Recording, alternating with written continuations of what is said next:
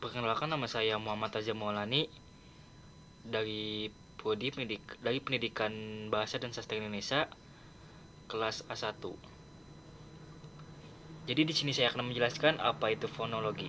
Fonologi adalah ilmu yang membahas suatu bunyi pada bahasa, atau bisa dikatakan mempelajari suatu bunyi dalam bahasa. Baik, fonologi terbagi menjadi dua. Yang pertama itu adalah fonetik. Fonetik adalah ilmu yang mempelajari bunyi bahasa yang dihasilkan dan direalisasikan. Fonetik terbagi menjadi tiga. Yang pertama adalah fonetik artikulasi. Fonetik ini mempelajari bunyi-bunyi yang dihasilkan oleh alat ucap seperti lidah, tenggorokan, dan bibir. Fonetik yang kedua adalah fonetik akustik. Fonetik ini berfokus pada suara itu sendiri. Fonetik ini mencakup studi gelombang suara, intensitas, frekuensi, dan bagaimana bunyi tersebut terdengar.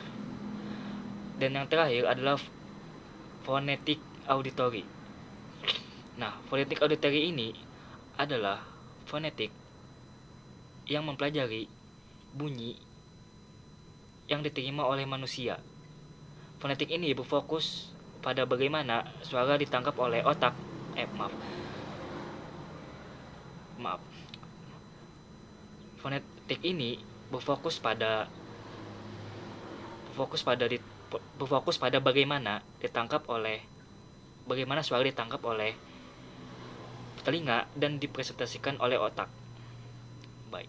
Fonologi jenis yang kedua adalah fonemik. Fonemik adalah ilmu yang mempelajari bunyi-bunyi yang berfungsi sebagai pembeda makna. Ciri-ciri fonemik. Ciri-ciri fonemik yang pertama adalah sebagai pembeda makna. Nah, sebagai pembeda makna, di sini fonemik mengidentifikasi makna sebagai maaf. Jadi di sini sebagai ciri-ciri fonemik yang pertama itu adalah sebagai pembeda makna.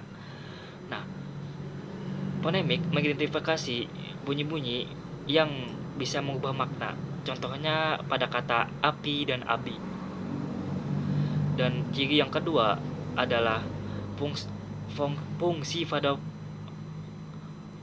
fokus pada fungsi. Nah, fonemik tidak hanya berfokus pada bunyi, tetapi juga berfokus pada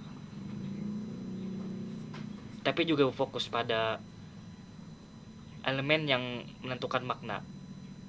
Ciri yang ketiga adalah analisis struktural. Jadi di sini fonemik menganalisis bunyi tersebut berinteraksi terhadap makna yang berbeda tersebut. Dan di sini saya akan menjelaskan tujuan fonologi. Jadi tujuan fonologi itu terbagi menjadi dua. Yang pertama adalah tujuan teoritis. Nah, tujuan teoritis itu meliputi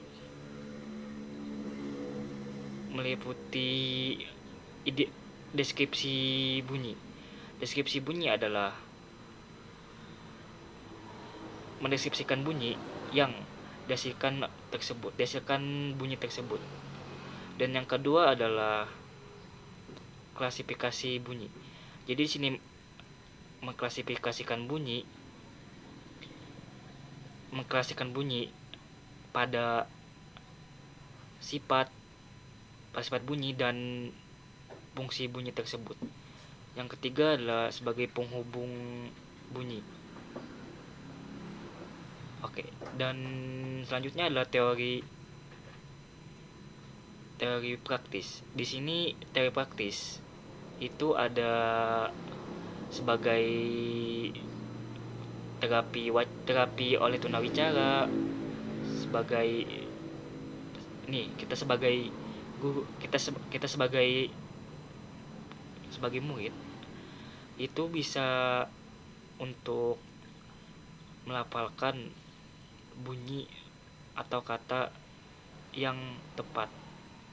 Sekian dari saya, terima kasih. Waalaikumsalam warahmatullahi wabarakatuh.